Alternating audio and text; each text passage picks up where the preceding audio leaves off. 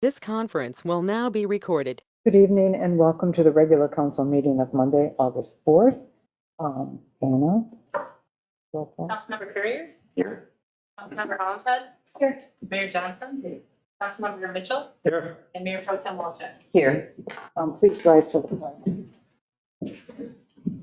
I pledge allegiance to the flag of the United States of America and to the republic for which it stands, one nation, under God, indivisible, with liberty and justice for all.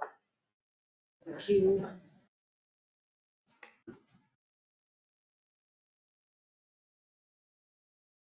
Any additions to the agenda this evening? Any motion to approve it as printed? I'll move to approve the agenda as printed. Second. Moved by Hollinshead, second by Mayor Pro Tem. Any discussion? Nope. Anna? Councilmember Courier? Aye. Councilmember Hollinshead? Aye. Mayor Johnson? Councilmember Mitchell? Aye. Mayor Pro Tem Walczak? Aye. Motion carried. Any modifications to the agenda this evening?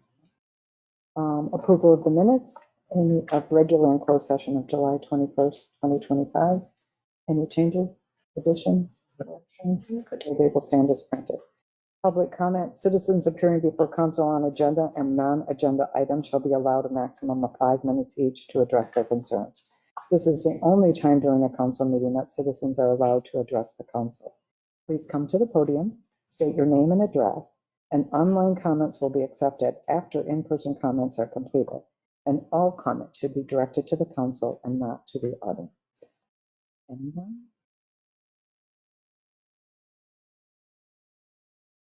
Something online? So we have no public hearing, so we're down to the consent agenda. A, bills to be allowed in the amount of $583,815.85, and authorize Mayor Johnson and Clerk Soik to sign the warrant. B, approval of the fiscal year 26 school liaison agreement with Alpena Public Schools. C, council appointment of Brad Valley to the Harbor Advisory Committee for a 3-year term to expire on August 1st, 2028. D, renew the contract with Straley Lamp Kraenzlein P.C. for the 2025-2026 fiscal year for a total of $45,900 and authorize Anna Soik, Clerk, Treasurer, Finance Director, to sign the agreement. I move that we accept the consent agenda as printed. Support. Mayor Pro Tem, motion to accept the consent agenda, support by Councilman Mitchell. Any discussion? Councilmember Hollinshead? Aye. Mayor Johnson? Aye. Councilmember Mitchell? Aye. Mayor Pro Tem Walczak? Aye. Councilmember Courier? Aye. Motion carried. We're down to presentations, and this evening we have the Gardens of Alpena project update with Robert Storen, managing member of Allison Financial Ltd. LLC.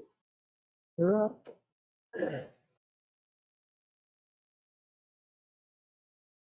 Good evening, Good evening. ladies and gentlemen. Well, ladies and gentlemen, ladies and gentlemen.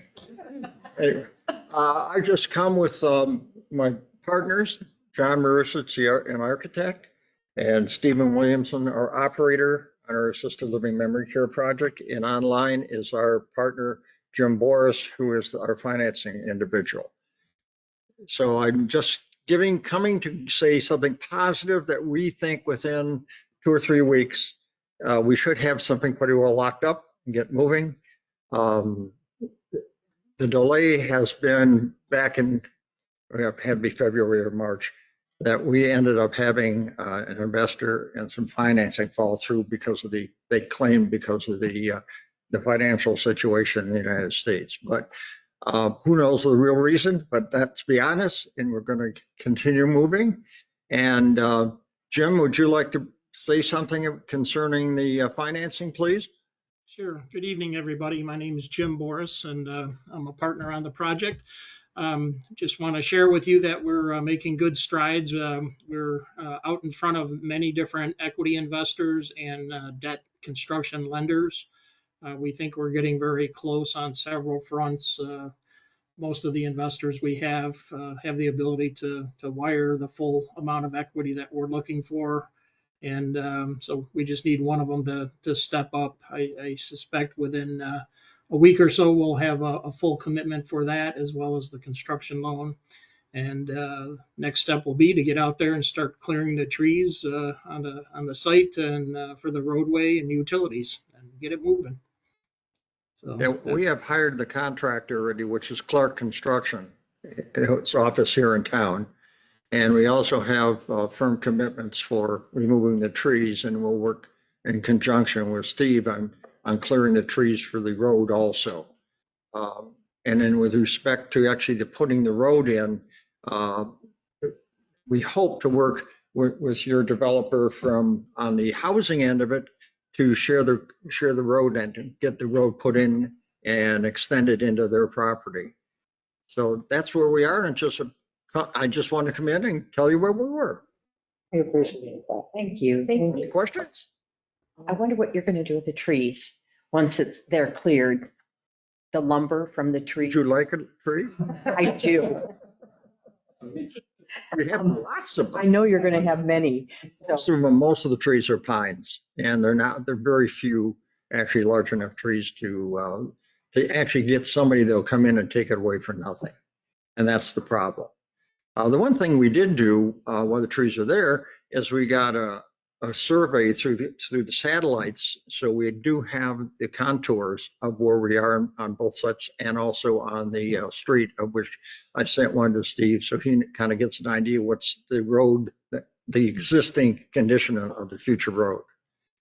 So we're ready to go. thank you for the offer of the tree. All right. No trees. Thank you. Thank you, Mr. G. I just wanted to clarify. So can you just talk briefly about once you start construction, what the timeline for the project is? Well, again, it depends when we start. Mhm. Obviously, with snow getting a little bit more deep here faster than we are down south. But we feel the whole thing will be between 14 and 16 weeks in total once we get the thing signed. The construction portion of it normally is between 12 and 14 months. Excuse me, I didn't say weeks, 14 months. And I think that'll hold well.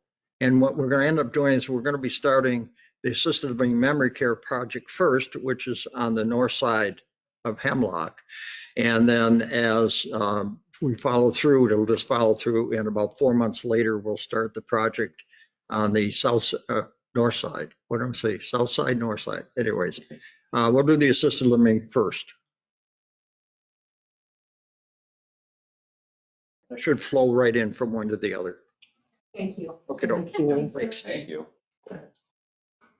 And now we're to the Huron Humane Society semi-annual report, and we have Mary Eagan, HHS Director.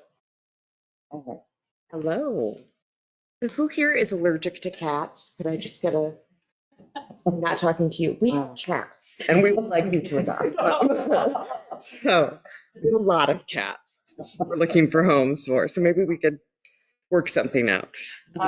We are in the midst of kitten season once again at the Huron Humane Society, and that is a result of a combination of, I hate to say it, but irresponsible pet ownership and an uncontrolled feral cat population. We've taken in 106 kittens so far this year, 80 adult cats. That's 186 cats for those doing the math out there. And we also serve dogs, of course. So 17 dogs, 18 puppies through July 29th. That's 35 dogs, which brings us a total of 221 animals so far. We have solid adoption rates. 184 of those animals have been adopted into loving families. We did have one cat that tested positive for feline leukemia, and we transferred that cat down to a wonderful facility downstate that is like the Shangri-La for leukemia positive cats. It's lovely. The cat sends 5-paw reviews for that. 7 animals were returned to their owners. And besides directly caring for a couple hundred animals in the past 7 months, we have also been busy improving the shelter to make it a better place to house the dogs and cats of Alpena and keep them safe, sound, and well cared for. Big stumbling block this year, of course, was the ice storm. That was devastating to HHS. The shelter really did look like a third world country. The cleanup work still continues on that. We were without electricity for 15 days. The sheriff brought us a generator. We are so grateful for that, and it helped us to run one of our 2 furnaces. This meant that we had no electricity or heat, though, on one side of our building, and then the side of the shelter that did have electricity and heat, we could only get up to 50 degrees, which was warmer than my house, though, I will say. The last week without power, Schweitzer Veterinary Clinic took in our animals that had medical issues, especially when you have kittens who have a hard time regulating their own body temperature. That was vital, and we are deeply indebted to them for that. We had several people come and help us clean up, including Councilwoman Carol Walczak and her brother, Norm. We fixed our broken fence, which allowed us to get our dogs back into the exercise yard. They were very grateful for that. The city, and thank you so much for this, came and dug a trench across Woodward to drain all the water that was on our property. The driveway was impassable, and that made it very difficult for our workers to get into the shelter. We still had them there. The animals got care every single one of those days, several times a day. We were not obviously open to the public, but I really want to give a shout out to our workers because they went above and beyond to take care of the animals. In other news, we fixed or replaced our dog kennel doors. We continue to paint the interior of the shelter. We'll have someone fix the catios. Now, catios are the outdoor enclosures that we have for cats. If you know a good contractor that would like to help with that, if you know anybody, we would be interested, as long as they are competent, dependable, and show up. That's the big one. Our new website is now live and will make connecting with HHS online easier and more educational. One of the best things we have on there is a resource page. So if you find an animal, it tells you what to do, where to go, how to contact us, what kind of animals we take. And it's just so much easier to navigate. So we're very grateful for that. We continue to stock a pet food pantry for people struggling to feed their pets. That is always in demand. We continue to partner with PetSmart to get cats adopted over in Gaylord. And the Huron Humane Society, of course, is the biggest and most established no-kill animal shelter in the region. We have those animals in our care 365 days a year and only close to the public on Sundays and major holidays, and on the rare occasions when we have to close for the health and safety of our animals or our workers, such as the ice storm and its aftermath. And we really do appreciate all the support that we receive to keep our doors open, both for the animals and the public. If you're interested in getting involved, can I say this again? Adopt a cat, please. Adopt a cat would be lovely at Neighborhood Provisions. I'm just saying, it would be lovely. You can share your time and talents by volunteering at HHS. You can do anything from socializing kittens to doing maintenance on the building. If scooping litter boxes is your thing, we've got plenty. Shop at Retail's Boutique inside the Huron Humane Society. Donate supplies like laundry soap and bleach and canned cat food for the many, many cats we have. Make a monetary donation. You can go on Facebook or other social media and create a fundraiser for us. We're always happy when people do that. You can sponsor the adoption fee of one of the oldest residents of HHS. If you love to partake in meditation, may I suggest you do so while mowing the lawn. We would love it if you would come and mow our lawn. It's expensive to pay someone to do that, and having our staff members do it takes away from the animals. So if you like to mow grass, please come on out to see us. You can donate your bottles and cans to HHS. You can just simply drop those off in a bag, please. Outside the shelter, we have a kennel there that is clearly marked. You can just throw them over the top. We will gladly take those off your hands, and always advocate in the community for HHS as well. We are so grateful to the city of Alpena for supporting the Huron Humane Society and giving the citizens of Alpena a place to take the animals that maybe they find or they can no longer care for. That is what we are here for. And because of that support, we have been able to test, treat, vaccinate, and surgically sterilize hundreds of animals in our community. So we thank you so much for that. Your support really does mean the world to us. And we would love to show you around the shelter. We are open Monday through Saturday, 11 a.m. to 5 p.m. and you are certainly welcome anytime. Any questions? How many cats? Was adoption day? Yeah. We could have adoption day. That would be fantastic. We could do a month where we name cats after variants of things that you sell. It would be lovely. that list goes on and on. We have a lot of cats, Kevin, so we'll talk. Have a theme every month, so. We do, I'm not kidding. We have a theme. Could be a- Yeah. Yeah, we can do that. We can do a theme. Yes. Yeah, just bring. My favorite was Soap Opera Month, by the way. Yes. Fantastic. We had Erica Kane, the cat. Adopt a pet day? Pardon? We have a adopt a pet day here in. Certainly could. Yeah, I mean, it's on the national calendar of holidays, so we could, we could do that.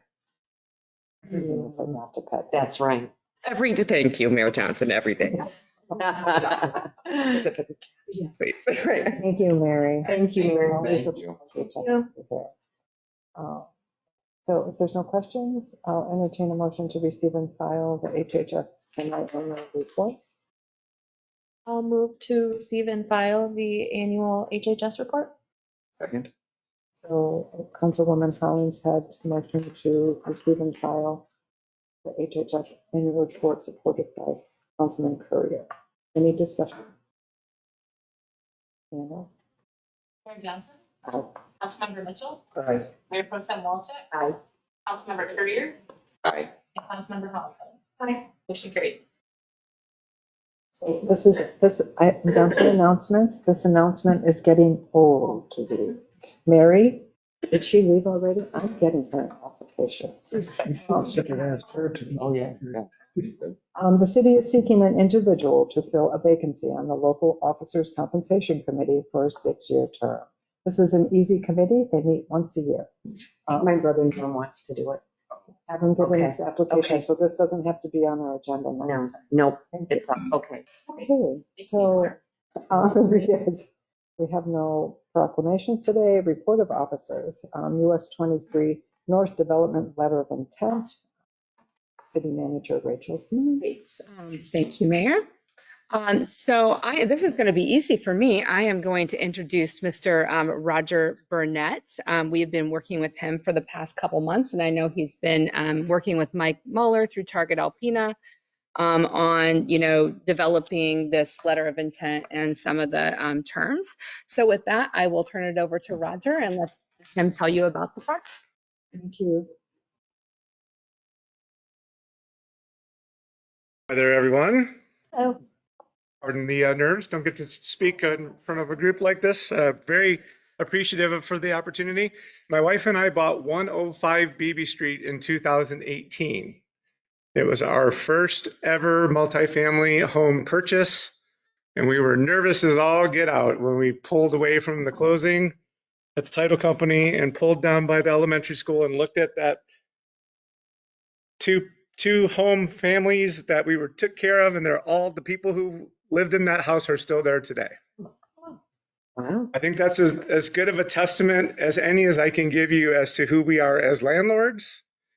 And originally when we did this, we did it mostly to try to help our friends in this community because we saw how amazingly tight-knit Alpena is, and it continued to draw us up here. And as we became more successful, we realized that there was a way for us to impact the community in a way that was different than what we could do downstate.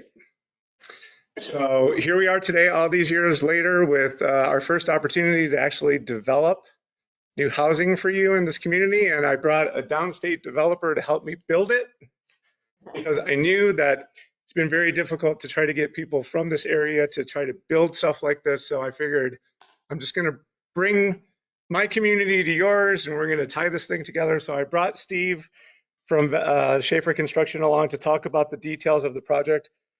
I'm really impressed with the team that we've been able to put together. I'm a historical business person that has put together really large transactions along the years, not necessarily in housing. And most of the time it's the team that you build that really will be the difference as to whether or not the project gets completed. So I'm really hoping that we can get this done for you.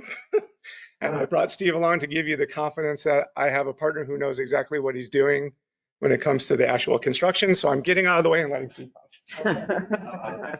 Thank you, Roger, and thank you everyone for allowing us to speak tonight.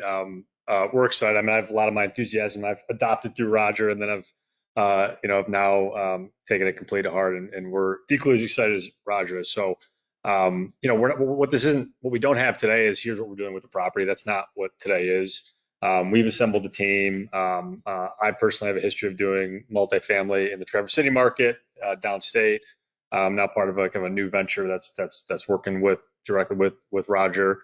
What we're looking for today, and obviously we can answer LOI questions, is really an opportunity to work with the city as a partner and say, here's the right type of housing for this site. So we'll walk through how we propose it today. Really more of a process, how we propose the process, not again the product. And then answer questions, talk about the LOI, and we're eager to move forward. So maybe we can just start stepping through. So for those who don't know, this is the subject parcel directly to the east of the presentation from earlier.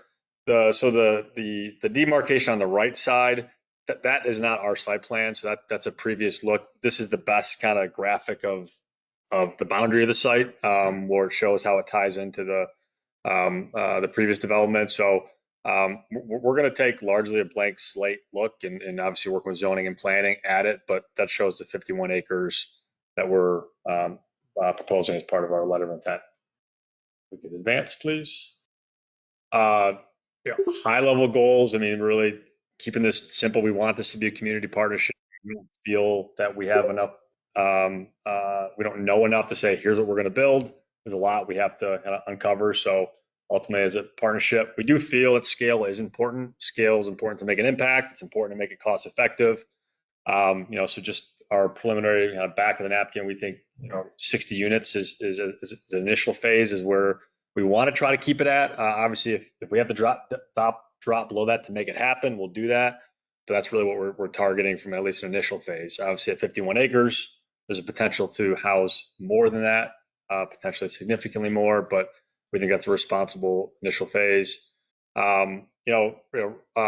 We feel strongly of looking at for rent and for sale. I think even just having the mix within the development provides a lot of opportunity for folks to graduate or as their preference changes to have that offering. So again, we have to work through that to bring that to fruition, but that is a goal.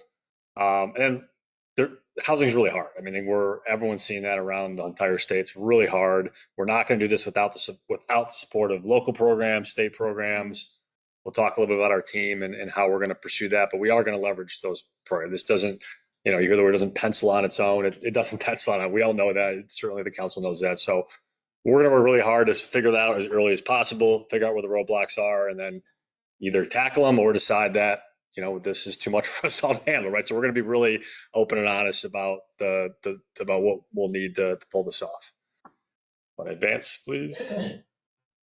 This is, again, just too early, but just kind of showing, and these are all, even start with a single family, we're showing a 2-story, certainly a ranch product is something we'll look at, but just a good, sensible mix of housing options from single family up to potentially a multifamily product, showing a 2-story walk up on your bottom right, which is a good way to bring a little more density, potentially even smaller units for the most cost sensitive population that we want to try to house on the site. So all products we're going to look at. I'm certain we'll look at products that aren't on this page. I mentioned the ranch product, but just to give a sense for a general look scale that we're going to be evaluating. We have good budget numbers on all these products. So the team, and again, we're showing this. We don't own the property. This is City of Alpena's property. We'd love to become the steward of it, but until we get much further on, it's not ultimately not our group's property. So City of Alpena stay at the top of the chart. Burnett's property group, Roger and his team, as really becoming the developer. And then we've assembled a couple consultants, specifically an economic development incentive consultant, Eric Helzer. Advanced Redevelopment Solutions, done a lot of work specifically in the Traverse City market, but beyond as well. And he's gonna be on our team to help us model and work with the city and work with Mike's team on the best way to do this, make it financially sustainable. And then on the previously with the own independent firm got bought by OHM the last couple of weeks ago. A guy named Justin Sprague, who now works for OHM. He'll be on our team if we need to work with the city on the development agreement, modifications to the PUD, And he's got experience doing this all across the state. He'll be available for us for that. And then I represent Schaefer. We'll be doing the project management throughout the whole course of the project, managing the site plan approval and all those kind of details. So, and then ultimately into construction, but that's get to that. Do I go to the next? So I'm going to breeze through this again. We're happy to come back and answer questions. This is how so the LOI we've drafted has a 6-month period. Basically, that gives us a chance to really figure this out. So what we aim to accomplish in 6 months is really that top bar. So to finish or complete the market studies that we need to do and finish our community engagement, put a preliminary plan on paper. Obviously, it's going to take a couple iterations to get it right, and then do that budget and that financial assessment that's going to pair with the programs we mentioned earlier. So a 6-month period where we're coming back and we're saying, here's the product generally, here's the site plan, here's how it's going to get paid for, right? And then we enter really the approval phase, which things like approving a purchase agreement, a development agreement, locking in the financing mechanisms, and then moving from there. But so that's the top bar when we talk about this letter of intent and what it means to accomplish. It's really getting through that first stage above. And then I'm not going to skip over this because we could, but this is kind of our next level of detail. What do we do behind those activities to accomplish that? Again, it just breaks the steps down a little further. So we can certainly make sure this is shared with the council so they have it. This will be kind of our work plan behind the scene, I think. So team financing. So we're specifically highlighting our team's financing case studies. So these are projects that Eric and Justin predominantly have worked on. Again, all projects that have taken a combination of local and state funds to get off the ground. Again, they're a group that we look forward to bringing into the fold here with Mike's team, with the Brownfield Authority specifically, and really kind of getting through the best way to structure this. But it's a team that's done it all over the state.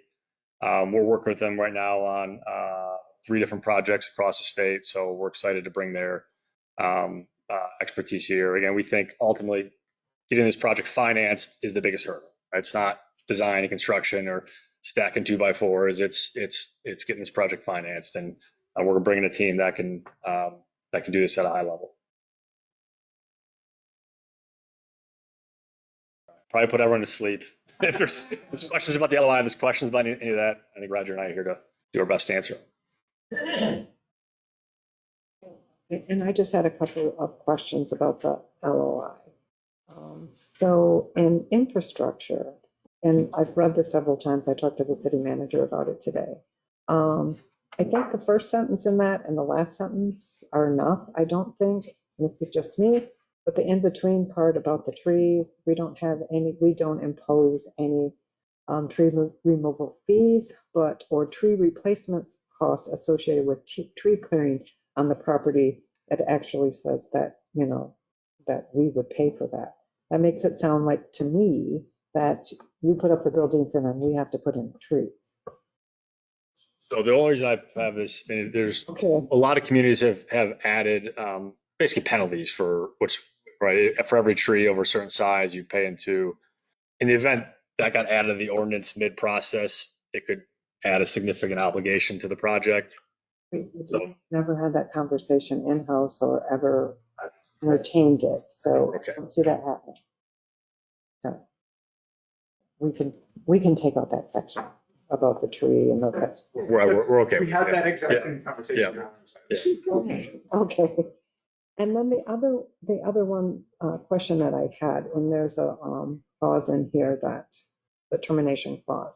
I actually think, and I'm going to refer to our city attorney, I actually think there should be something in here, because you can get out of this, but let's just say the wheels are falling off this and it's not going anywhere.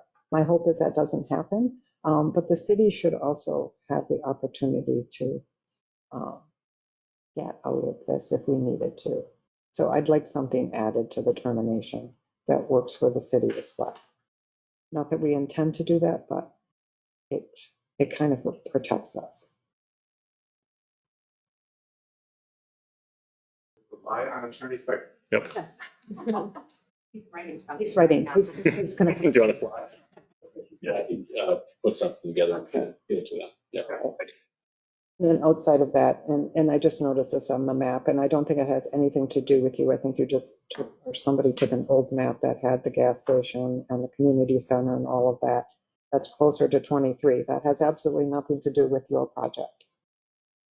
Correct? Correct. Correct. We have no gas station. No, correct. Yeah. That's a comment. People are going to say, oh, there's a gas station going there. Yeah, correct. Okay, so I just want the public to be aware that's. Yes, that's outside. Yes. But outside of that, this is another exciting project, and we hope that this goes. So, does anyone have any questions, concerns, comments? I can see the potential for that property. Just excited to see the housing. Yeah. Definitely. We need it. Housing, Need it. especially affordable housing as well. Mm-hmm. I was very excited to see a project this size potentially coming in. So, yes. Excited. Yeah. Thank you for having us. That being said, I'm assuming that you want us to adopt this letter of intent with the changes that we had discussed, correct? That, just for clarity, so you would adopt or approve with the change of removing the second sentence under the infrastructure paragraph, and also adding in a termination clause for the city. Well, I will make the motion that we remove the second sentence in infrastructure. We also add what our city attorney will send over for our termination clause for the city, and give Anna Soik permission to sign this letter of intent. That's my motion. Second. So Mayor Johnson made the motion to remove the second sentence from the, let me get back there, from infrastructure, to have our attorney, Bill Pfeiffer, add a termination clause for the city, and to allow Anna Soik to sign this agreement. And it was seconded by Mayor Pro Tem. Any discussion? No? Anna? Councilmember Mitchell, Aye. Mayor Pro Tem Walter, Aye. Councilmember Courier, Aye. Councilmember Hollinshead, and Mayor Johnson. Motion carried. Thank you. Thank you so much. And we look forward to working with you. And we did not talk sternly too, did we? They can stay and listen about use management. Or not. Or not. Why not? No. Yeah, yeah. But thank you so much. Thank you. Thank you. Thank you. Bye. Thank you so much. Thank you so much. How to work together. Yeah. So next we're up to B, 2025 Canadian Goose Management, and we have City Manager Rachel Smolinski. Hey, thank you. Throughout the year, it is common to see Canada geese in and around the parks and various other areas of the city. These geese thrive in urban areas in large part because of the landscapes brought about by human development. Their presence in some locations may result in conflicts with some area residents and recreational uses. It is common for city staff to receive complaints about goose droppings in certain areas, especially during the summer months, and excessive droppings may lead to health problems for humans and animals. While it is not our intent to eliminate the Canada goose population, it is important to manage the population to limit issues and conflicts within the city. When determining goose management methods for an area, we must consider several things, including size of the area and feasibility of chosen control methods. Although harassment techniques such as decoys, shells, dogs, repellents, and exclusion techniques such as fences, vegetative barriers, may be used in select areas, these techniques must be implemented consistently to be successful and are not always feasible given conditions and limited resources. According to the MDNR, when attempting to manage a large area, general hunting is one of the recommendations for management.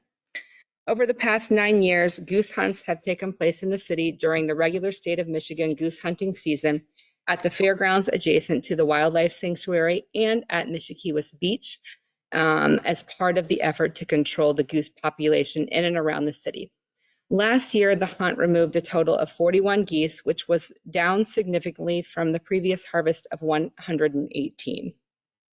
And then we also did not hunt at Mishikiwas Beach because we're doing restoration there.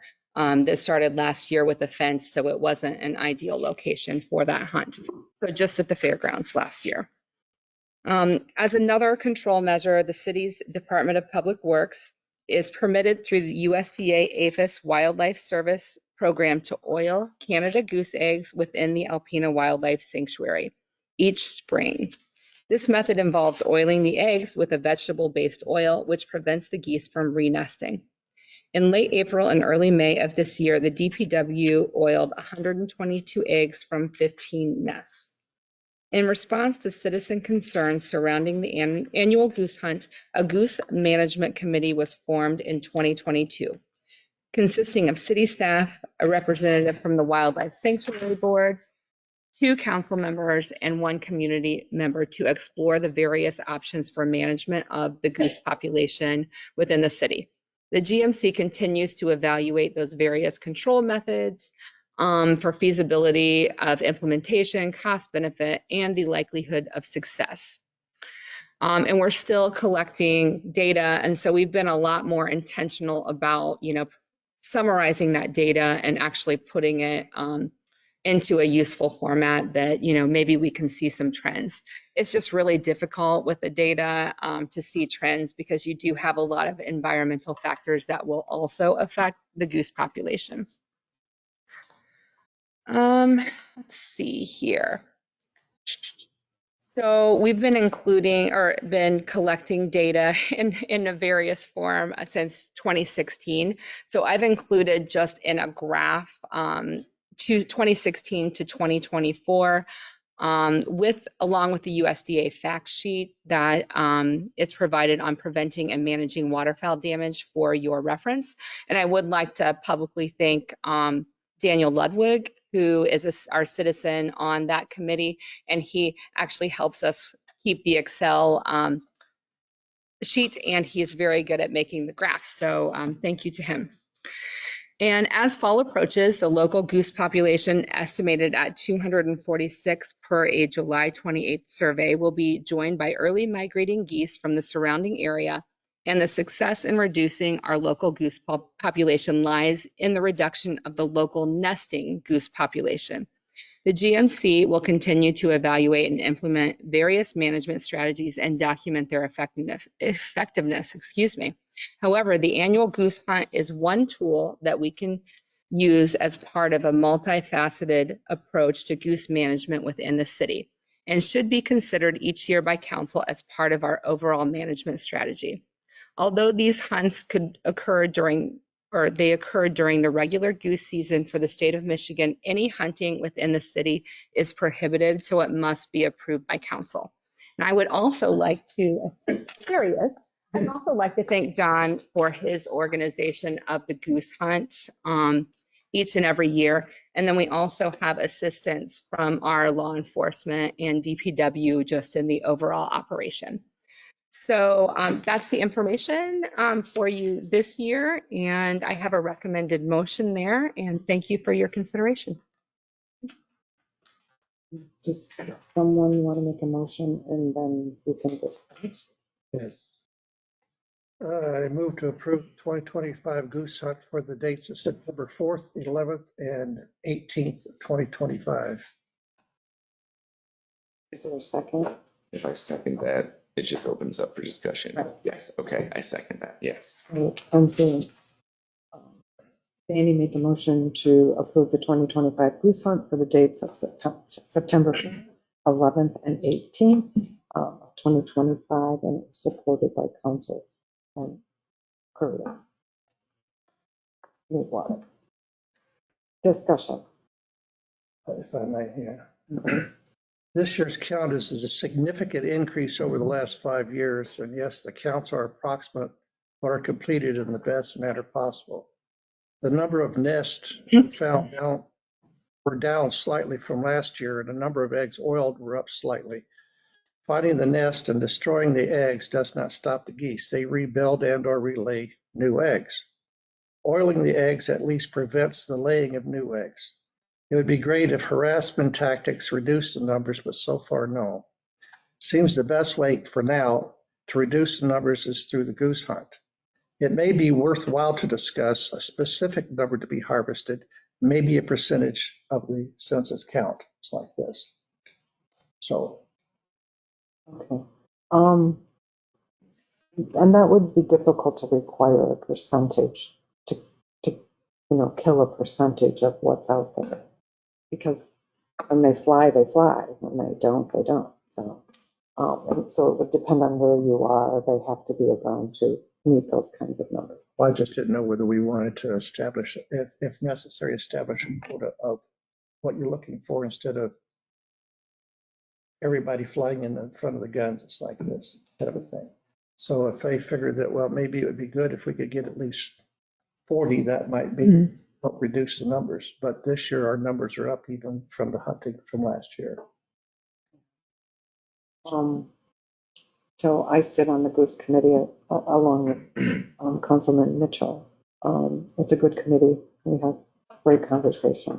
I think since the committee's been formed, we have done many things that help with the geese, including keeping the riverbanks higher so the geese don't come into the parks. When we cut them down, the geese will come up because they like the short green grass. We were using noise control over at the marina, which was working until somebody cut cord. So I would like to see that reinstated and used again to keep them out of that area. And I did send that note over to the harbor master for consideration, and also to Steve, because we do have a lot of issues over at the marina with accumulation of goose droppings. So, and it did work, but yeah. So I think some of the things that we have implemented over the last few years have helped with the geese, including oiling the eggs and leaving the nests, because then they won't re-nest and lay eggs again. They just sit on the ones that are oiled. So I'd rather, and I've said this for a long time, rather see the effort put in on that end rather than having the goose hunt on the other end. My concern is, and it was a recommendation of the city manager last year, that we take a year off. Last year would have been our year off, not the year before. The year before would have been our year off. But council didn't, it wasn't approved by council. I think that we need to get to a point where we take a year off and see what happens out there. Implementing everything that we're doing, stepping up our egg oiling, and see what happens. Because there's so many factors out there that, the avian bird flu affects the flock. When they have their babies, when they, all of that affects the flock. The turtles affect the flock because they'll eat the chicks. So there's many things working against the geese every single year. It would be nice to take a year off and see where we're at.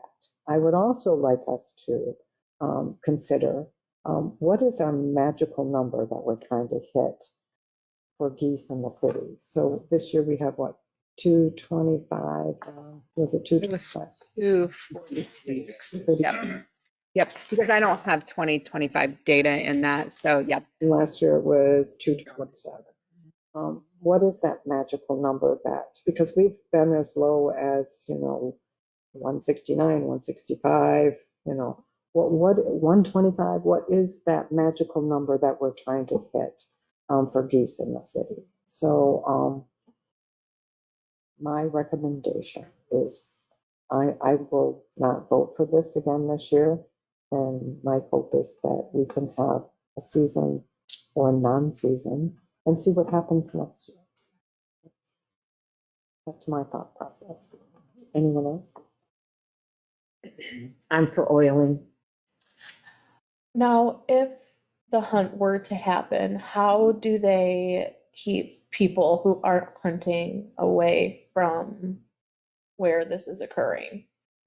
We do block off the bypath. We put out press releases, and there's also not law enforcement present on the path, but Eric, can you explain kind of what your role is?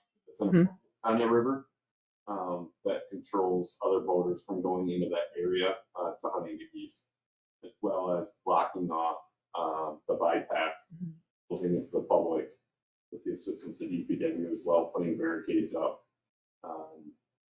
And it's worked well. I don't think there's been any issues that I'm aware of.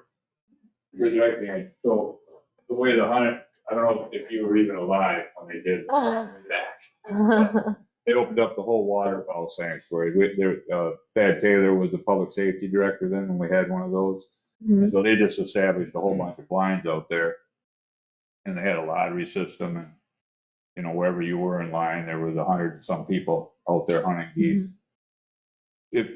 It worked to scare everything out of the sanctuary, obviously, because there were just guns going off every square inch of the river.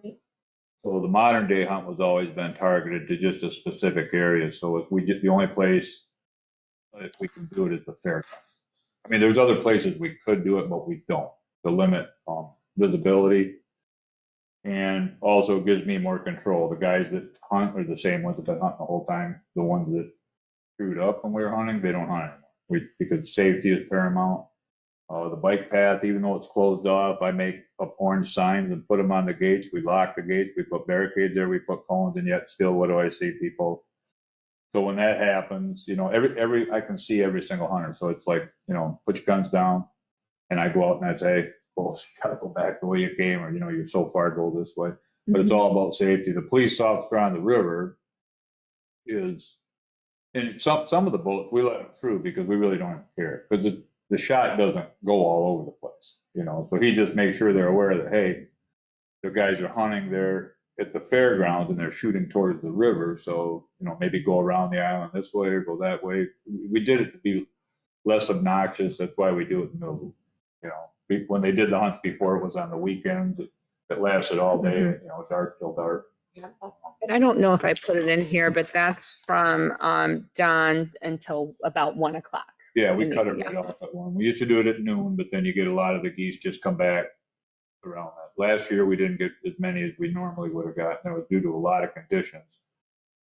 Geese not being one of them, the numbers of geese, it was because the grass was all burnt up. It was so hot after the fair, it was all still brown. There's nothing there. So we were lucky to get the ones that we could get.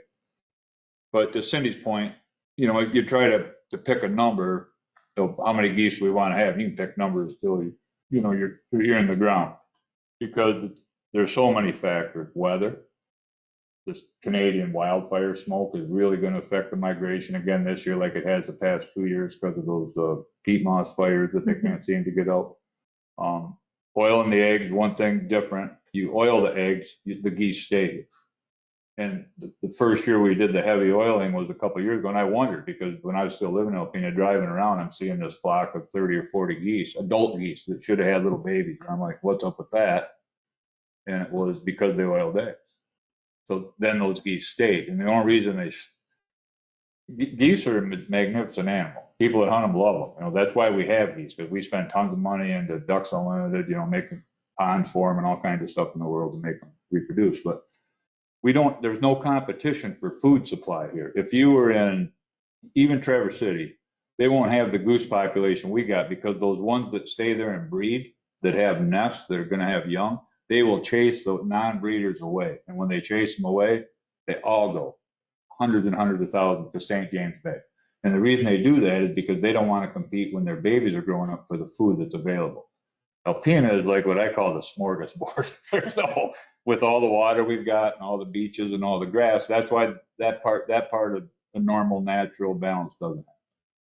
But, you know, to Danny's point of picking a number, he's just talking about like, well, you know, do you just want to take out 50 local geese this year? Do you want to take out 60? We could never set a target population. I mean, it's scientifically impossible. Yeah, and I've asked the DNR if they had any recommendations on, you know, what's our target population, and they don't. In fact, they wouldn't even respond to that. They have a state target population of 225,000 geese in the state. And we're currently at about 275,000.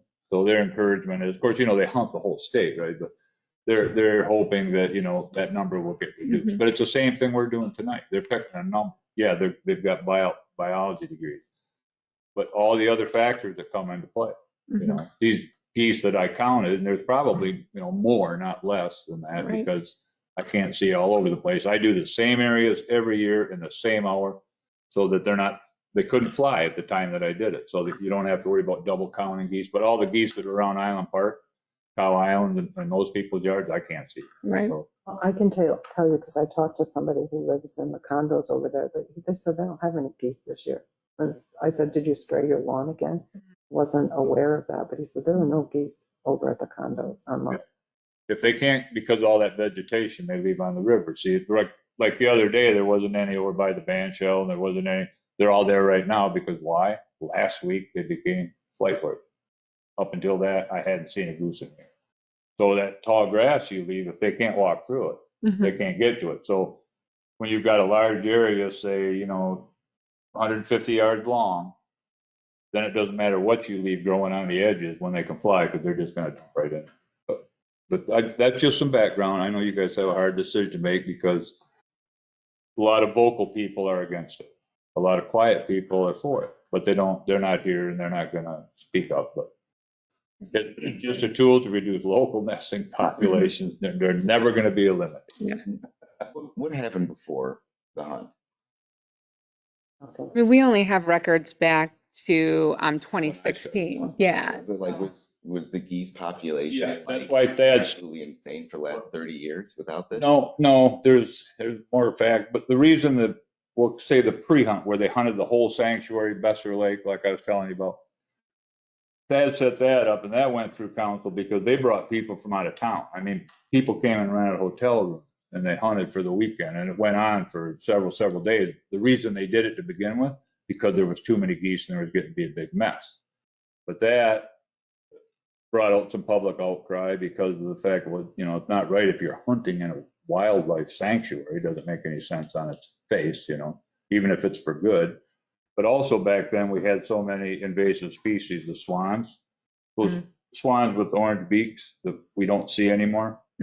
They chase the geese away. They'll chase and kill everything. They'll kill another swan that comes within a mile of their nesting area. They're huge territories, and they chase the geese out. When I was a kid growing up, there wasn't a lot of geese. There was a lot of those invasive swans. They trapped them and took them to Traverse City because Traverse City thought they were cute. I'm talking back in the 60s and 70s. But that population is way down right now. And we're getting the native swans back, which get along well with other wildlife. But it's all the reason for having the hunt has always been because somebody thought it was a nuisance of one form or another. But the numbers weren't that big back in the 60s, 70s. It took a while to build it because of people hunting and spending money to build habitat. And I would just like to make a comment on what you said. Traverse City doesn't have the problem that we have, but any waterfront community is going to have this problem. So it's not just us. I meant number wise. That's really what I was talking about. I have just as much water and I have just as much green grass. So, you know, without talking to them directly, we can't stand here and say that they don't have a problem, because I believe they probably have the same problem we do. How they address it, I'm not sure. But I will look into that. So I guess we talked about this. I'm curious, what is the actual problem? What is it? The number of goose? We can't drive down the road because there's so many geese. Springtime aggressiveness is the problem with the nesting pairs. Someplace, not everywhere, but on the bike path, if there's baby geese and you stop and do something, the geese come at you. The problem other than that is goose feces that lays on the bike paths. They're in the soccer field where it's getting on kids' clothing or in your shoes. So there was a few cases of avian flu in the goose Canada goose population. If you are a farmer or you have chickens or something, you step on a goose poop from a goose that has avian flu and you go into your chicken coop, you just wipe your chickens up. And that hasn't happened. I mean, because there's a lot of geese and only a few have that flu. The other thing is it's just unhealthy. Like at the boat harbor, when the geese go to the bathroom on the dock, it's against the law to wash that into the lake. You have to remove it. because the DNR doesn't want it in the lake, because it adds to E. coli, Mhm. just all kinds of stuff. It adds nutrients and grows weeds where they don't want weeds where boats go and stuff like that. But that's the meth Mhm. and the aggression. That's the aggression. So the harvested, is that the amount of geese that are hunted that are, In these numbers? Yeah. Yeah, those are the ones that are harvested during the hunt. okay. And so I noticed that some years you have harvested over 100, but it doesn't really do anything to lessen any of the data. And that's why I said that the data, it's tough. It's tough to establish trends in this just because of all the other factors like weather and wildfires and, whether or not there's avian flu affecting the population. It's just, but we wanted to start summarizing this data somehow so we would at least have something to help with the decision making. Geese don't nest, like they're not born this year and laying eggs next year. It could take 3 to 4 years for a goose to mature enough to where it becomes a nesting pair. So out of the ones that are harvested, are those ones that would have nested next year? Are those smaller ones that would have nested? There's no way of knowing. Yeah, it's just, so like Rachel said, it's just a baseline of some numbers. Here's what we know. Yep. Other than that, we don't know much. Oh, I'd just like to say that last year at this time, we talked about this and we noticed that the oiling was, here I am with oiling, but I'm so in favor of, because geese are monogamous and it's just sort of, I know you don't agree with me 100% on that, right, Don? Yeah, okay. Maybe 90.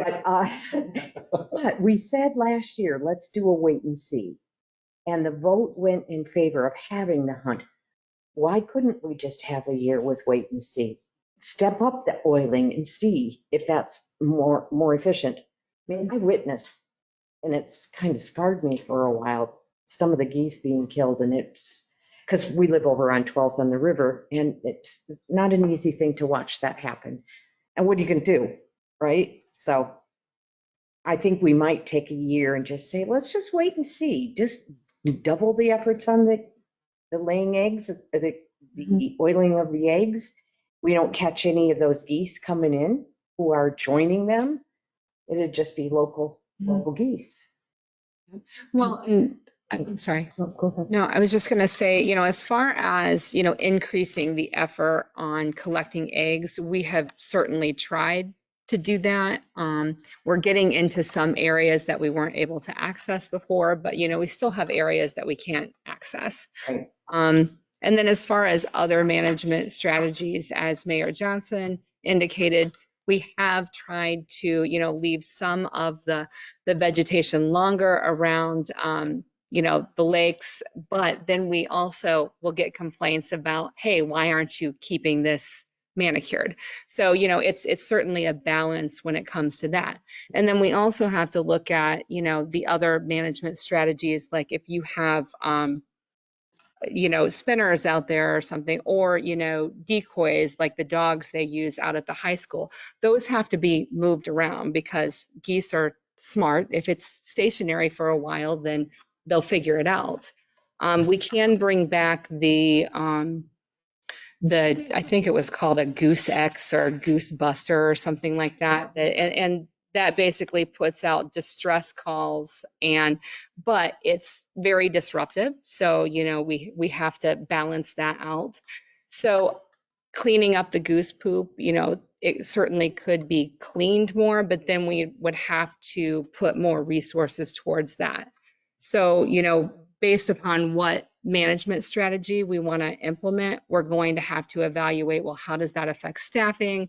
Are we going to have to, maybe we're putting more in the budget for, whatever chemical is used, it's all a balance with what our resources are and ability to be able to manage it.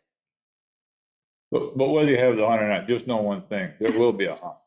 It just may not be at the fairgrounds. Not within the city. Yeah. Well, but everybody needs to understand the city ends on the lake. I mean, there's a tree down at Mishikiwa that you can sit underneath and see geese. People don't, but I'm just saying. Yeah. I thought they had to be so far offshore to do that. No, you just got high water. So when the water's down like it is now, where the sand and the shore is, all you gotta be is 450 feet away from the house. They can't do that in the Shakuras because we haven't allowed them to discharge a firearm within the city. No, you just gotta stand in the water. But that's not, with the construction going on in the berm, that was not a good spot to hunt anymore, because the only place a goose can land is either down by the houses or they fly towards State Street, and weren't gonna have anybody shooting towards the road. Okay, it's just, but the point is, I mean, it is the goose season, the statewide goose season. So, you will still hear shots around because we are surrounded by township and. People may think that's the city hunt, like Right. Sean, when he was on council, he thought duck hunting was part of the city goose hunt. It was just duck hunters out, but they sit in boats and do their thing. Okay. It is season anyway, so some of them are going to, some of them are going to go anyway. Yeah. So whether or not we advocate to shoot them in the city limits, some of them will lose their lives no matter what, so. One of the things that. Yeah, I think Bridget she had indicated something. I was just curious if because with the Huron Pines and the Huron Lake or Lake Huron Forever, I was just wondering if there was any collaborations that we would be able to do to be more environmental and humane and maybe work with, because I know like the Huron Forever, they were looking to put in like native plants and all that, and I'm wondering if working more with that could deter the geese population. Well, we're certainly doing some projects with them that are going to have native plantings that, will be along the lakeshore. So that could happen. I mean, we could work with them on, areas for plantings right along the lakeshore, which Mishikiwis, we're working with Huron Pines. So there's certainly opportunity for that. But again, those plantings, we have to, we would need a budget for that. Right. But I think as far as, what's already there, we can continue to work on management of the existing vegetation along that shoreline. There was a number of stories in the paper last year about 3 beaches downstate closed due to E. coli contaminations, I guess. Now, I've never heard of anything up here, but I don't know whether the health department tests for that up here or what like that. Yeah, I mean, They've been closed before, but E. coli comes from a lot of things just besides geese too. Goes off from the streets, just. Yeah. They never said what caused it. They just said it Right. was, so. And I would like to add that if this is approved during this particular hunt, there's nothing that guarantees that you're not getting local geese versus transient geese. There's nothing that marks that goose as a local goose and that goose as a transient goose. No, the later you go in the season, the more transient geese you're gonna have. But right now, and when I say transient, I mean from St. James Bay, Canada.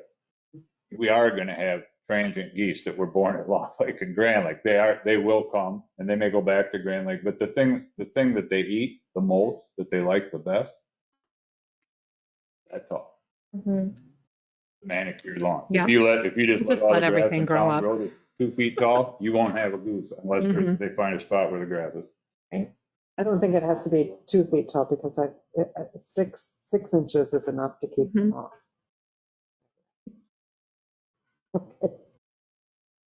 Okay. Any more questions for Don or Rachel? I do have one more in terms of the DPW, because obviously I see them all around town doing wonderful. But when they go to, say, like the kitty park, to water flowers, would they also be there to like clean up? Or is there a separate person that would come in to do that? Well, I mean, as far as cleaning up goose poop, Part of their job description?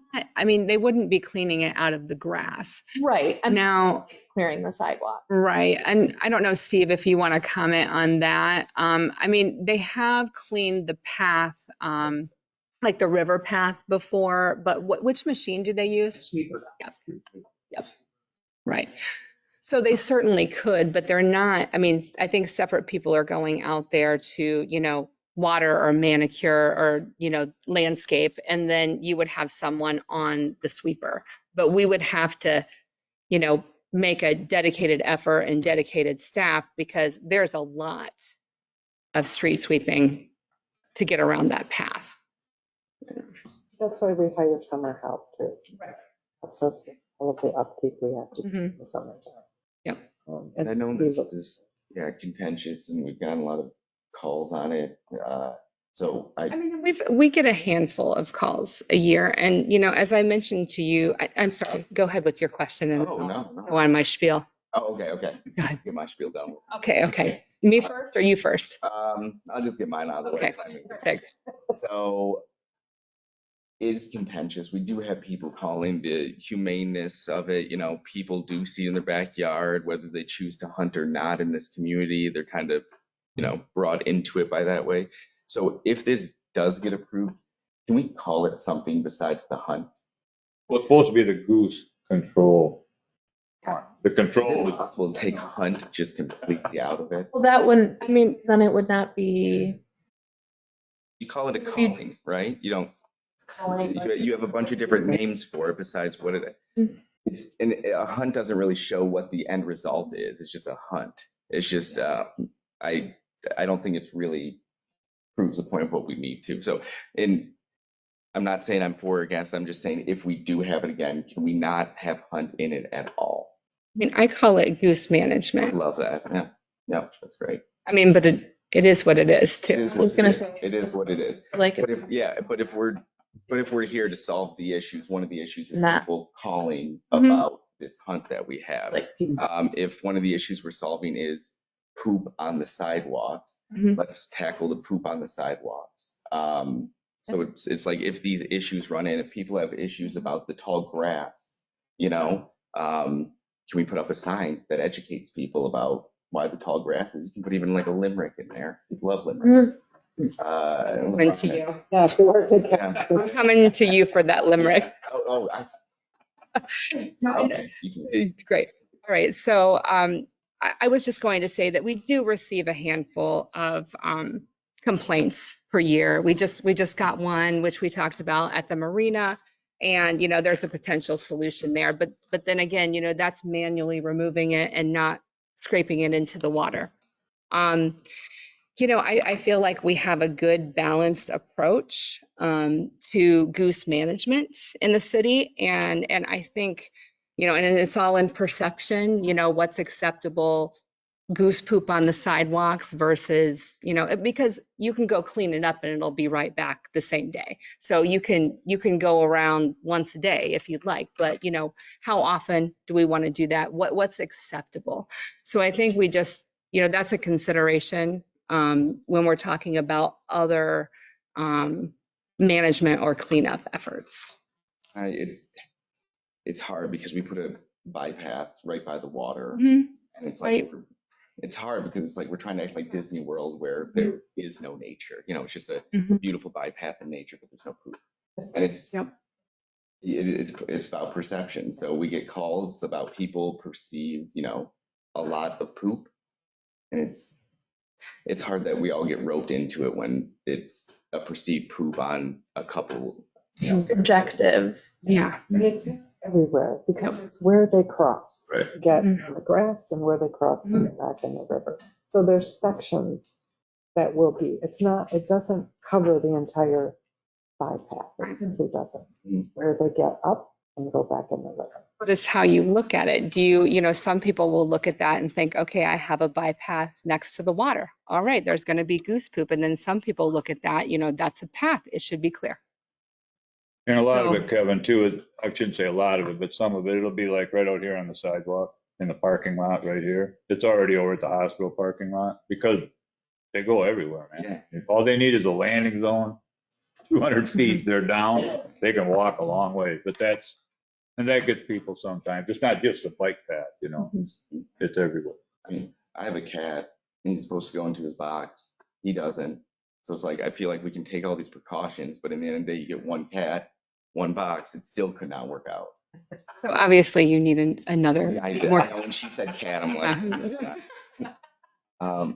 You're a cat sitter. Yeah, yes. Are you available? I'd like to point out something that Bridget, or just reiterate what she says, what we're doing really isn't working all that well. If we look at the grass, Because of the other, well, you can just don't hunt them for a couple of years. I mean, the people still hunt whatever they do, you know, the normal season, but don't hunt for a few years and see what happens. well, I'm looking at the, it, There's a huge difference between what was harvested and how many we have now. 41 versus 227. Huge. but look at the number of eggs that were oiled versus what was harvested. Again, You're going to know what's doing the job. What I think we need to do is get back to the problem. What is causing the problem and start there. Education. We don't want them to lay there. And actually, I think oiling, according to the research, states that it helps prevent renesting. Right. It's nice because they keep coming back, right? We're facing the same problem. If you look at, you know, some of the research, if you look at the studies that have been done with the telemetry collars and everything that they've done through the DNR, if you destroy their nest, the DNR study showed that the geese go north to Canada, and they're not here. They're not going to come back. They won't start coming back for another 2 months before you start seeing these migrating geese. And so basically, it's the thing between what are normal migrating geese and what are local geese. We have local geese. They're born here, they stay here, they're not going to leave here. No matter what, they're going to come back here. So that's really what you have to focus on, because they're the ones that breed here, that stay here all summer, that come back the next year and start the cycle all over again, as opposed to these. You're always going to have the migrating geese. When they see other geese, they're social animals. They're just going to come down and say, hey, it must be something to eat down there, right? But yeah, it's the local geese, and those are the ones the DNR is concentrating on. They're called the giant Canada geese. They're trying to keep those numbers down lower within the state of Michigan. If they were all true migrators, they'd all be in Canada right now because they're Canada geese, right? I don't think that's how it works. It isn't? Okay. Yeah, it seems like this is the first. Thank you for compiling all of this data. This is incredible that we have this, and thank you for handling the problem we had it, you know, because when we didn't have the data, you just knew there was an overpopulation. It was in files Yeah. somewhere. Thank you for this meta-analysis. Yeah. It seems like it would be, maybe if we are looking at the data finally and we're trying to take, you know, the perceived, you know, emotion out of it, to take a break for a year. A hunt is the most immediate, it is the most immediate solution, but it's like we said, there's so many other factors at play. So I'm thinking about the mindset to take a hiatus for a year to see if the population does increase, and if it does, people will hopefully be begging for a not hunt. And if you get weather conditions, it may not increase at all. It may go down. You just may go down. You never know. It's just all the hunt ever did is control the local nesting to the extent we could. Like Cindy said, there might be some that weren't nesting here, but the majority of them were. And so if the hunt does not happen, oiling will still try. Yeah, and we'll still do that. I think Shannon said this year they're starting to do maps where the nets, they don't have to go. They have GPS coordinates. You know where they are, so they can go and get them quicker. You know, Don, you said that you go from one place and do a count. You know, we could get some people to help you. Like say, all right, the geese are all on the ground now. Don, what's your number? You know, Long Lake, what's your? You just be trusted anybody to count the geese. Don only does them in the city. Yeah, Right. To Long Lake. Right. Yeah, I just. yeah, I do like the college, along the river, the lake, high school, junior high, just. Everybody at the same time, we have a person who does a count where we see them. In a Go to eat. region. Yeah, because you never know what happens, even if it's only 15 minutes between feeding places, you know, it'd be nice for you to have some really accurate data, bring some receipts to this. You'd have to have people up in both 10 or 15 in boats out in the sanctuary. I don't think people want to spend that much taxpayer money trying to do something, you know what I'm saying? So this is you can't be more economical than this part. You add the expenses up. The DNR was gonna come in the spring and they were gonna eliminate your problem in one fell swoop. They were gonna chase all the baby geese into a cage and gas them. That would cost you about 15 grand, but they were gonna, that went back off the table because of public outcry. Prior to that, you could spend 15 grand, have them come and net your geese and drive them 100 miles away and let them out of the net. They'd teach you back. Yeah, exactly. So. When you live, I get it. It's controversial and I understand. I'm older. I look at things a little bit differently, but you know, hunting has always been a tradition up north. It's going to be long after I'm gone. And so to a person looks at, you're going to spend my money, you know, my vote's going to be spend it on a shotgun shell, not on 3 employees to go pick up goose poop off a bike path. That's just me. But that, Can I just point this out? You can have 246 geese out there. right. And you can eliminate 100 of them. You still have 146 geese that are Exactly. going to poop. Yes, exactly. You're always going to have poop. Because it was never to get rid of the geese. I hope It was no to one quotes me on that. Try to keep the breeding numbers down. That was. Poop is a way of life on the bike path because we put the bike path there. I can tell you, and we walked the other day and there were a mom and her little babies crossing. We just stopped, we let them go. Yeah. There's always a goose in the back that's watching because if you get too close, she's going to charge. If you just let them go on their way, there's not an issue. There just isn't. It's when you think, well, I'm going no matter what, and you're going to have to. But you just have to be smart about it. I enjoy the walk. And the poop is part of it. For the complaints that you might get from the public when they're trying to enjoy the band shell. Thank you, Don. concerts. Thank you. And stepping over, or, oh, why'd you lay the blanket in the poop? All the stuff like that. So the kids playing and rolling around grass, why'd you get this on? It's going to be there. So I'm just saying it's on both sides there. So both sides have. And I've talked about this before, and even in the goose committee, there's a Canadian company that makes something that you put behind the tractor when you're cutting the grass, that it's a big drum and it picks up all the poop along the way. I think those things run about $10,000 last time I checked on them. But still a possibility, you know, because we have to cut the grass anyway, you could put that on the back and. As long as it's budgeted and, you know, decisions have to be, well, priorities, right? There's no doubt about it. But there are ways. But poop, whether it's goose poop, deer poop, rabbit poop, dog poop, we're going to have poop. That many dogs shouldn't be that loose. Well, That's it. it's true. And we have bags for that. And we do. Thank you. Maybe we need goose bags. Well, I don't like the poop. So that being said, any more discussion, any more comments on this particular subject? I appreciate us being able to get it forward and to talk about it like this. Yeah, it was nice. We did good to talk about it. You take roll. So the motion is for the goose hunt. Or goose hunt. Mayor Pro Tem Walton, Nay. Councilmember Courier, okay. Councilmember Collins Head, Nay. Mayor Johnson, No. Councilmember Mitchell. Yes. Your motion failed. Thank you. Thank you, everybody. So now we're to fiscal year 24-25, fourth quarter financial report. Anna Soik, Finance Director, is up.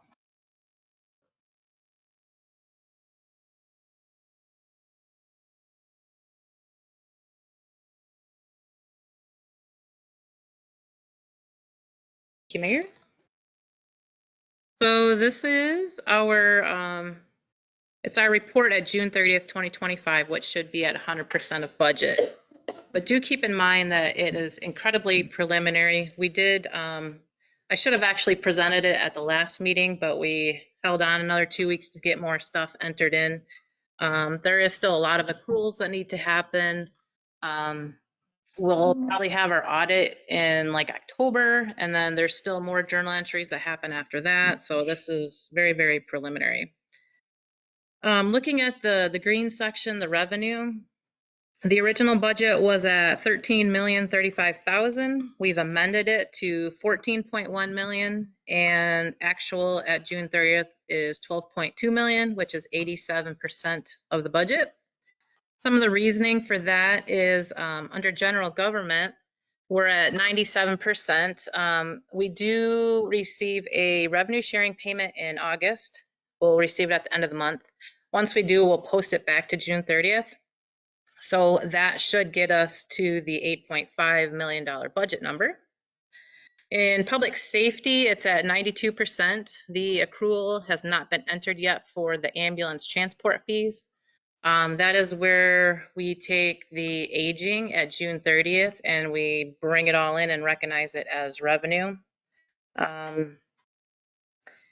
Public Works is at 96%. Our sales of cemetery lots are down about $5,000 as compared to last year, and compost sales are down about $3,400. Community and economic development is at 66.9%. We had reimbursements for blight removal are only at they are $113,000 below budget. So that's what makes up that difference there. Recreation and culture is only at 6.3%. We budgeted $175,000 for volleyball courts grant and $550,000 for the Culligan Plaza grant, neither of which have been received. We're still doing those projects, so hopefully we'll receive that revenue in this fiscal year. Transfers in is at 35%. Most of that has to do with ARPA funds. The Bayview Restrooms project, we had budgeted $400,000. It wasn't complete in FY25, so the funds didn't get transferred from the ARPA fund. City Hall windows is still ongoing. They will be finished in this fiscal year and the remainder will be transferred at that time. We do have until the end of calendar year 26 to expend those funds. Moving down to the blue section, the expenditures. We had originally budgeted 13.6 million. We amended it to 14.6 million and we're at 12.6 million, which is 86.74% of the budget. We still need to accrue back the payroll that was paid in July. So that first pay in July, half of it is technically for June. So we'll move that back. That's the same issue with public safety, why that's a little bit under budget. Public Works is only at 85%. There's capital projects in there that have not been completed. Health and welfare is right on because that's just a transfer or a payment. That is the Huron Humane Society payment. Community and economic development is at 95%. We budgeted $188,000 for professional blight removal and only used $170,000. Recreation and culture is at 37%. We budgeted $1.3 million for capital projects and we've only expensed $133,000. Transfers out is over budget. It's at 139%. And this is because we unexpectedly had to transfer $14,000 to the building inspection fund. We used up the fund balance and then we needed more. So we had to transfer. And we also transferred almost $75,000 to the stores fund than budgeted. So we had originally budgeted to use $657,000 of fund balance. We amended that to only use $491,000. And so far with the numbers that we have entered, we're at using about $390,000 of fund balance. Things can change a lot. When we had projected the budget ending for fiscal year 25, I think we were over $1 million. And now we're looking at maybe 390,000. Things change. I mean, last year we only took $30,000 from fund balance. A lot of it has to do with projects. There's so much in here that has not been completed, and we just move it forward. Any questions on that section? You just said that at this time last year we were at 30,000. Is it the three? Yeah, that's what we ended the fiscal year. So we're doing well. Oh, I mean, well, I know there's lots of stuff going in and out, but yeah. wow. Last year ended well, Yeah. only using $30,000, but so far we've used $389,000 of fund balance. We've had more expense than revenue. I was reading it backwards. Okay. Yes. Yeah. Thank you for explaining. Mm-hmm. I'm curious about the recreation and culture, something like that, where it's so vastly different from what was projected, does that inform next year's budget, or how do you take that into consideration, or it's just so different than the other ones? Yeah. So on the revenue side, we were expecting some really large grants, and a lot of those you don't get until the project is complete. So these projects are ongoing right now. So we'll probably receive those grant funds in this fiscal year in 26, fiscal year 26. Which is why, okay. Yeah, this is for fiscal year 25. You plan for that kind of every year, how that Yeah. works. I mean, we're doing the budget in like March, so we're using our best guesses. As we get closer to the end of the fiscal year, we try to make some adjustments because once July is here, we can't make any more adjustments. So we just try to do the best that we can, but it's all kind of just a guess.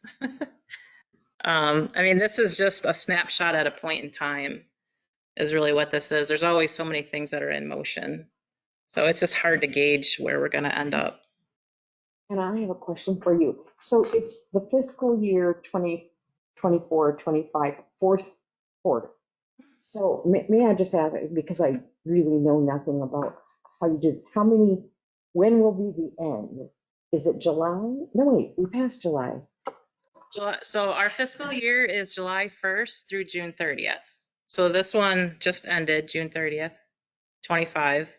This is kind of a rough draft. Is that what you're? Yeah, sort of. Yeah. I guess you could look at it that way. Okay. Yeah, it's kind of a rough draft. There's still a lot more, like I said, a lot of accruals that need to happen. As we're getting bills in that we're paying now, that we've paid in July, that we're paying in August, we're posting them back. If the expense was truly in the last fiscal year, we're moving that expense back, but the cash comes out of this year.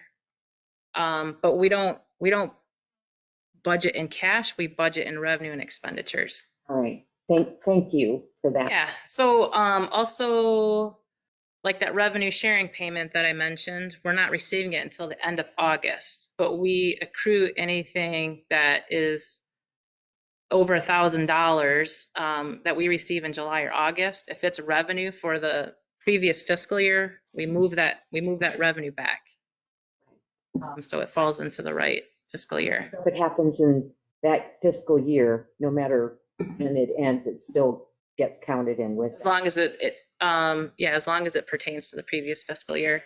Any of the any sales that we have, like maybe at the marina, that have a date of service in June, we always move that revenue back. It's recognized in the right period.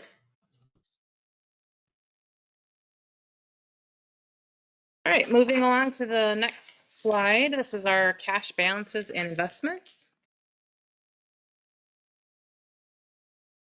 The marina fund, you can't really see it that well, but it's red, it's negative. We are going to fix this because we can't have negative amounts at June 30th. So there will be a transfer of funds.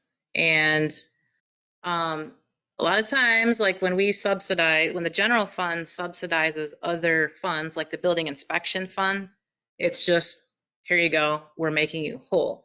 But this time we know that there is a grant, the waterways grant that we've been waiting to receive. And so we've kind of done like we call it a due to. So the general fund paid it, but now the marina fund owes that back. It was kind of just a loan to make your bill payments, but we want that back. Because we're trying to get them to be self-sufficient. Yeah.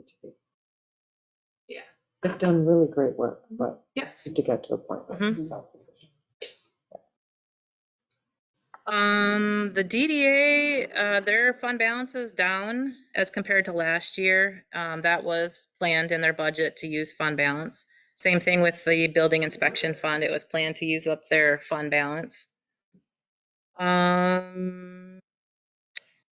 Going down to the water fund, so that's at $2 million as compared to $6 million last year, and that's because of the Clearwell project. The balance did get really low here in July and made me a little nervous, but we did get the second half of the Clearwell grant. It was $3 million. We just got that on Saturday. I believe it finally hit our bank account. So that will help that fund. And then as we move through the bond process as well, we'll also get those bond proceeds as well. Moving down to the ARPA fund, that's down $160,000 as compared to a year ago, and that's because we're using them up, as we should. The cemetery trust, that decreased. That's those funds that we have invested. Most of it is with the Community Foundation of Northeast Michigan. That decreased because we did that $50,000 withdrawal. The retirement fund is at 24.6 million. That's book value. And for comparison, the book value last quarter at the end of March was 24.9 million. So we're down just under 248,000. The market value, though, did increase from 29.5 million on March 31st to 30.9 million on June 30th. Can you tell me quick, like book value, market value? So book value is like if we buy $250,000 share, that's what we book it at, but market value is what it's worth. So you'll see that on the next page when we get there. I'll show you that column. Let me just finish up this one right here. The retiree healthcare, so that one at June 30th was 2.4 million. And the book value at March 31st was 2.49 million, so it just decreased $29,000. The market value, though, increased from 2.83 million on March 31st to 2.96 million on June 30th. Okay, so the next page then is our investments.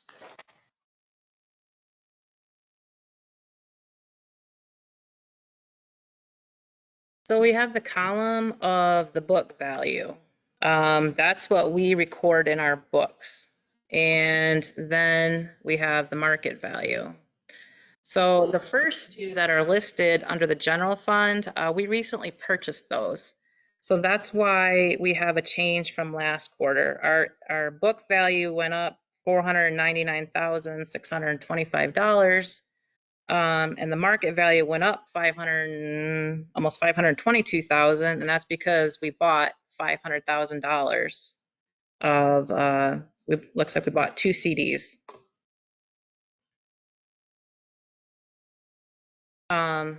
So one of them is $28 more in market value than the book value, and the other one's less.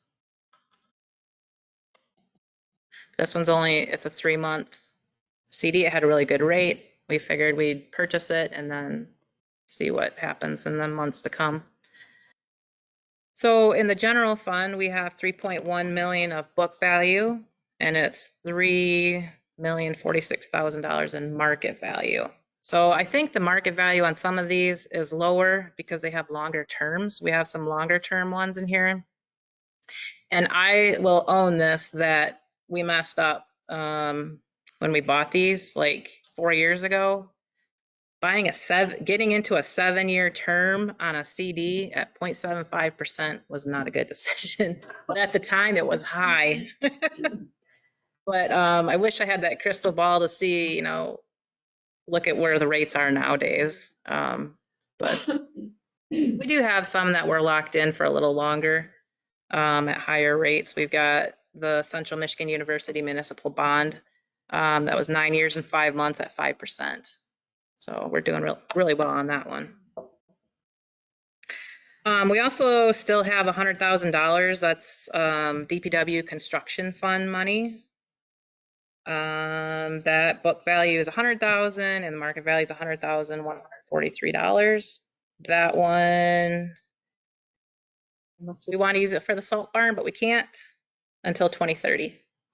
But it'd be nice to have that in there in case there's something else with the DPW facility that needs to be improved. Years ago, right? What's that? We just bought that though. We bought it in 23. 23, I said Yeah. years ago. Yeah. The equipment fund has 1.5 million in book value, and its market value is just under that, 3,000 under. So overall, We're at 4.755 million and the market value is at 4.6 million. That's how it always goes. And I think it is because of the longer term ones. Any questions on that? Anything? No? Good for me. Doing great. Okay. Good. Okay, so, and any questions for Anna?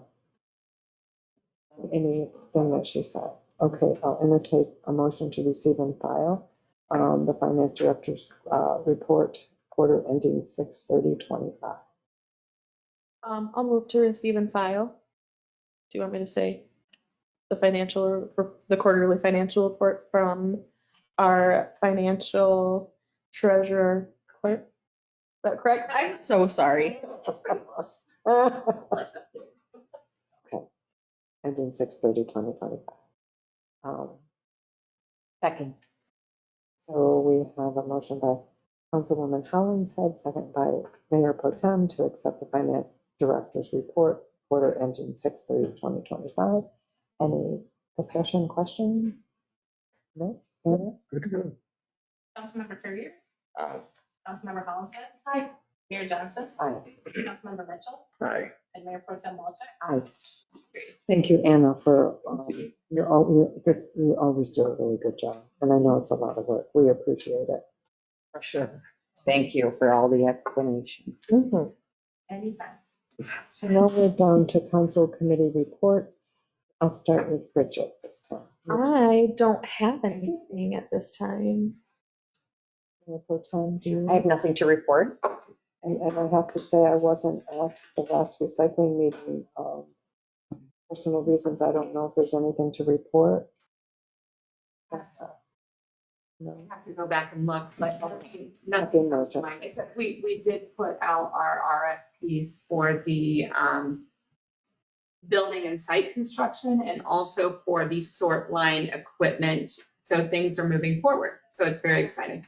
We did just receive our second truck this week, this last week. So it's a black truck. You'll see it on the road soon.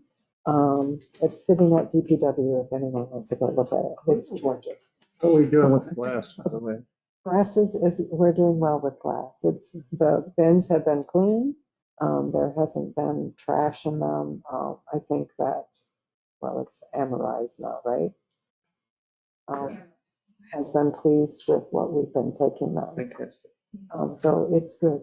It's And those are over, just so everyone knows, over at the Moose Lodge and over at Alpena Township for glass. So, thank you everyone for keeping the glass bins and the other bins clean. They've been pretty good lately. There was a day last week, somebody put a bunch of junk outside the bins at the township hall. And, you know, people are good about putting that on Facebook, calling people out, look at, this is not what you do. So sometimes it's better that they do that to each other so that people, instead of us just complaining to them all the time, maybe they're better. But So Joe Blow doing that on we're not. Public meeting is still very effective. Yeah. I don't have anything. Also, Danny doesn't have anything. No, not right now. Okay, so we will move on. We have no communications. We have no unfinished business. New business, we have A is an application for neighborhood enterprise zone certificate for hometown premium properties, and we have Montiel Birmingham from Planning Development and Zoning Director. And I'm sorry you had to wait so long. Okay. Go. Thank you. Welcome. We don't have these requests very often. I think this is the second one since I've been here. So feel free to ask any questions as we go through this. So Hometown Premium Properties LLC owners are Mike Lamb, who's here today, and Jake Straley submitted an application for an NEZ certificate for rehab of an existing building located at 121 West Washington Avenue. That is the brick building you may know as one of the Garrett office supply buildings from the past, right on the corner. They're creating 2 new apartments within the neighborhood enterprise zone district. So the upstairs right now is currently just an empty vacant space, and they're looking to split that in half and have 2 apartments upstairs. A committee of city staff members reviewed the application. based on defined criteria. So that application basically has us look at floor plans, description of work and materials, how many apartments, what they're putting in it as far as amenities, the character of design. We have a member of our Historic District Study Committee that is on that, as well as the DDA. So there's a range of different people within that group. And I have listed here the total construction value per unit, which is quite substantial. The estimated true cash value of each unit today, that's a value based on our assessor's feedback. So that comes from the assessor. And then we score their application based on the criteria that I just mentioned. So we look at the project valuation, number of units, character of design, interior amenities, and then based on that, they get a total number of points awarded. And so based on those points, they received 11 points, which equates to a 9-year abatement term. So I have a recommended motion there. Certainly, we know that we need housing in the community, so it's great to see another 2 units coming onto the market at some point. And being able to offer this opportunity in our current district is great. That's why we have this. So any questions? And I think I know the answer to this, but just maybe so everybody knows. So what happens when we do the NEZ is that 13,660 stays frozen for 9 years. That's what they pay taxes on for the next 9 years, not the improvements, what it's worth right now. Just so everybody knows, that's what happens in this with the abatement. Okay. Does anyone have questions for Montier? Like always, just how do the neighbors feel?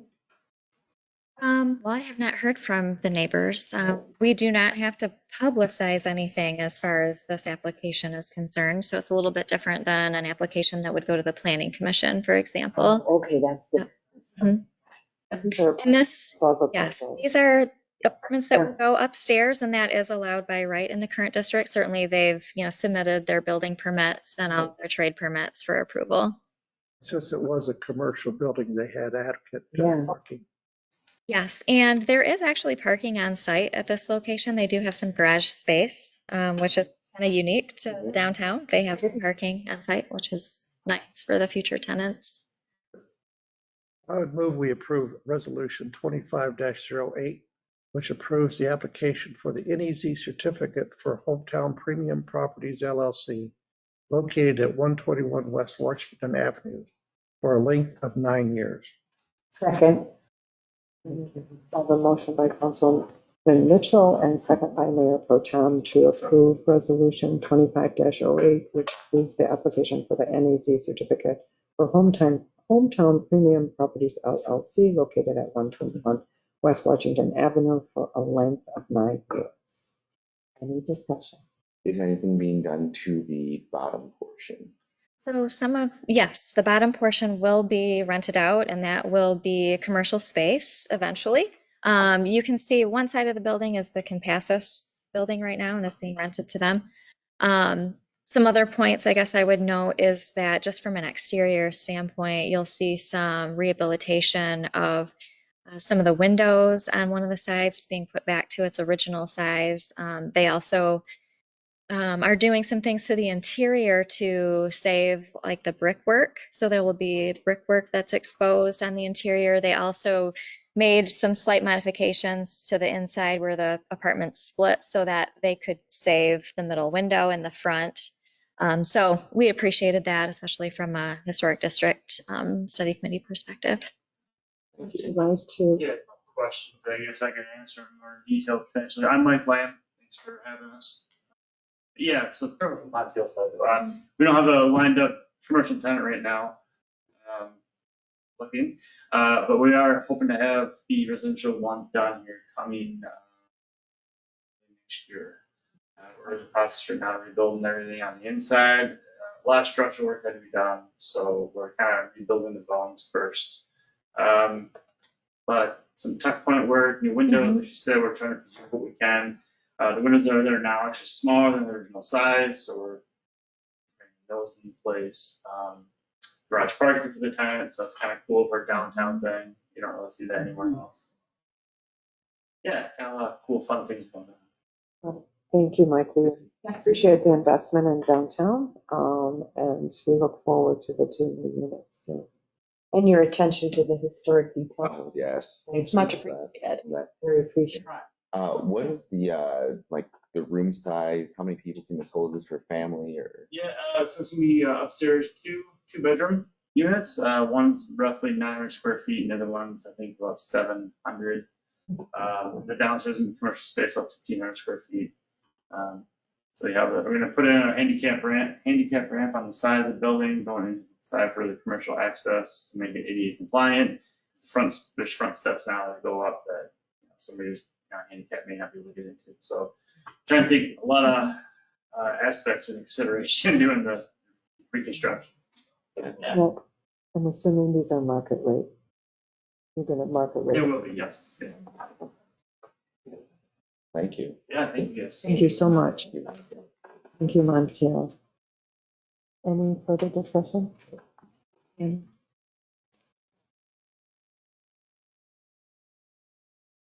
Councilmember Allison. Aye. Mayor Johnson. Aye. Councilmember Mitchell. Aye. Mayor Pro Tem Walczak. Aye.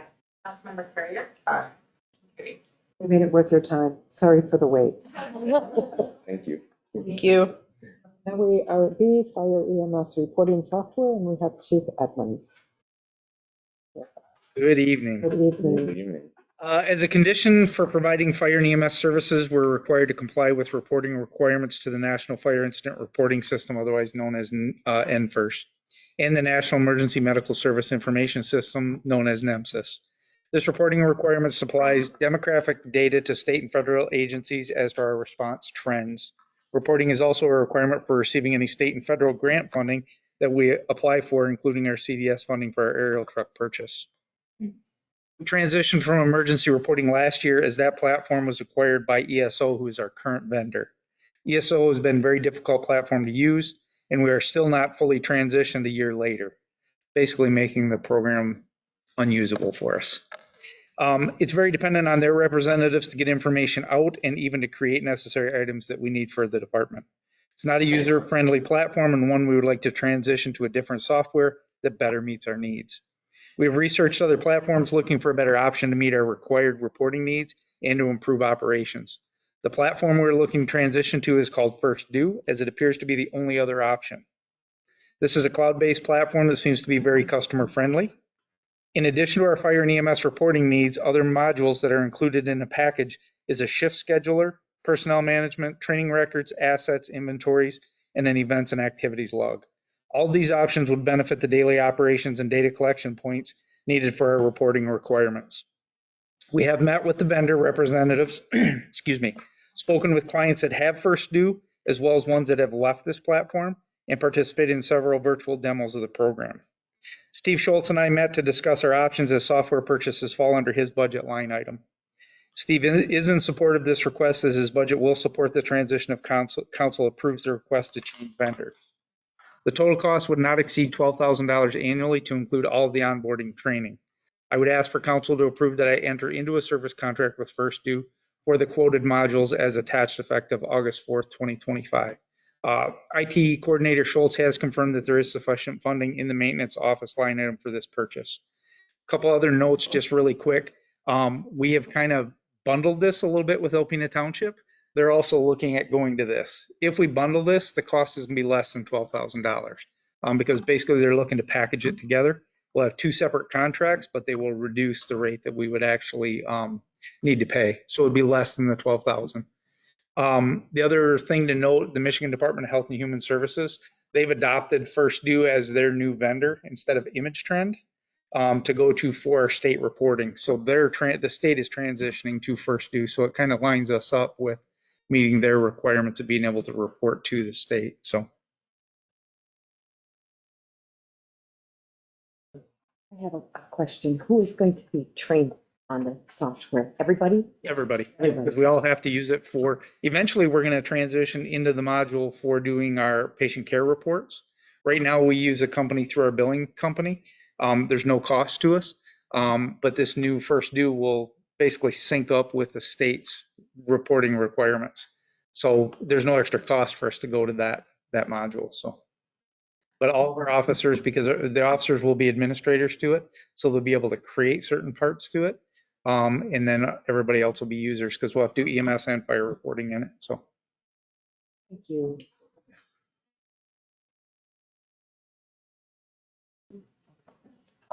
Does someone want We to? went through like 7 systems ourselves, so I understand how difficult it is to sit on it and you don't have the ability to use it. So Well, the bad part is there's still, so we transitioned in August of last year.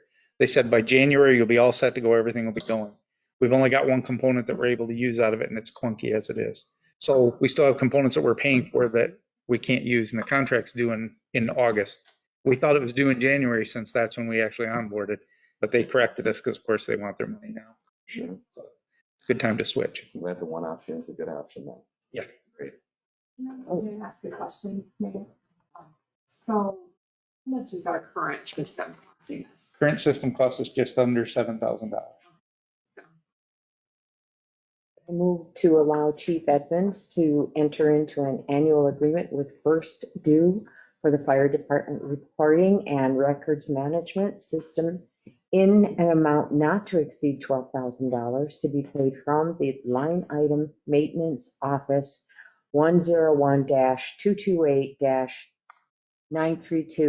101-228-932-001. Second. Has a motion by Mayor Pro Tem, supported by Councilman Courier, to allow Chief Edmonds to enter into an annual agreement with First Due for the fire department reporting and records management system in the amount not to exceed $12,000 to be paid from the line item maintenance office 101-228-932-00. Any discussion? No? Anna? Mayor Johnson, Aye. Councilmember Mitchell, Aye. Mayor Pro Tem Walchuk, Aye. Councilmember Courier, Aye. Councilmember Holloway. Motion carried. Thank you. Thank you. Thank you very much. Thanks, Robbie. Motion to To adjourn, motion to adjourn. close session. Closed session. And that would have been. I did, I saw.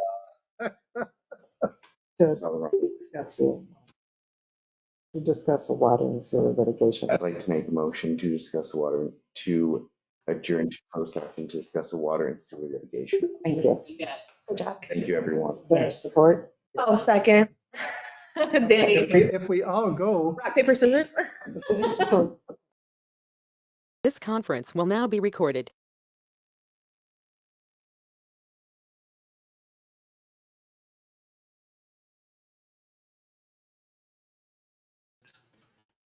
We are adjourned.